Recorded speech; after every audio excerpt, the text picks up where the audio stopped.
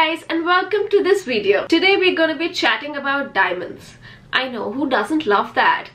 Maybe not chatting as much, but more like owning them. And since you're interested because you've clicked on this video, I am going to be sharing with you my personal experience of owning both man-made and lab-created diamonds, and also the other side, which is basically mined and earth-created diamonds. Now, if you're new here, you will obviously be interested in my most loved video, which is on my engagement ring, and it is going to be clipped right here. So don't forget to check that out because it's going to give you a background of my diamond journey and how I got started in this. But for this video, I am going to be discussing all the factors that will be involved in your purchase of either of these two types of diamonds, so to say.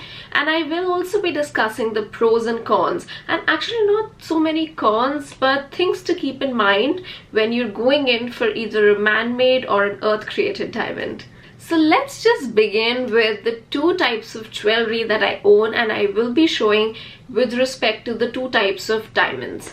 Now the first one here is my engagement ring, which let me just zoom that in so you can get a good idea of it. This is the engagement ring that I bought from James Allen.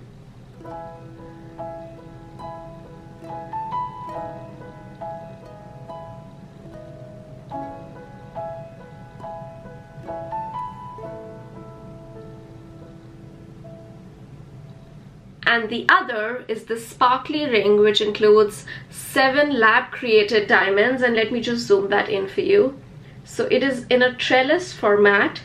And if you look at the diamonds, there are about 7 diamonds in this ring.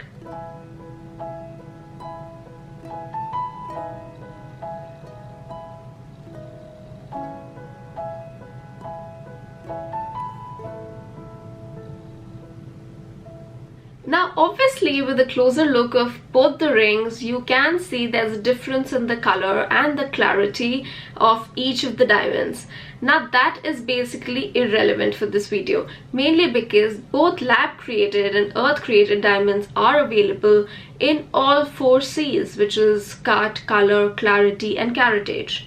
But what is most important for this video in order to be able to compare both the different diamonds is what I'm going to be sharing next. So that brings me to my first point, which is they're both real diamonds. Be it mined or lab created diamonds, they're both basically similar, or I should say identical in their chemical composition, which is basically carbon. What's interesting to note is that some experts or diamond specialists cannot even tell the difference between a mined or lab created diamond, which is interesting because it's not about seeing it from the naked eye, but also under the microscope. Now this is mainly because there are similar techniques which are being used in a lab to create that carbon composition in order to put that high pressure and extreme temperatures to get that perfect diamond for you. Secondly, lab created diamonds are about 30 to 40% cheaper than mined diamonds, which is mainly because they are less rare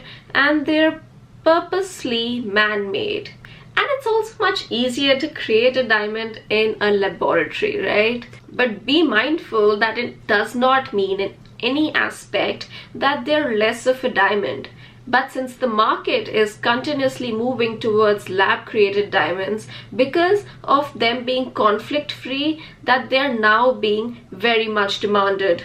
And since we are done with the cost component, which takes a lot of space in our decision to buy or not to buy a diamond, let's come to the third point, which is basically what I was mentioning earlier. They are conflict free. So there's really no miner who's risking his life and working in very difficult circumstances in order to mine that diamond out for you. So ethically, if you are an environment lover or you're concerned about the impact that mining is causing on environment and human damage, then I just say just opt in for the more ethical or conflict-free version, which is the lab-created diamond. And now last but not least, which is the fourth point, is that lab-created diamonds, just like the natural or mined diamonds, are also certified by GIA. They're also certified by other government agencies or international agencies for certifying diamonds or jewels.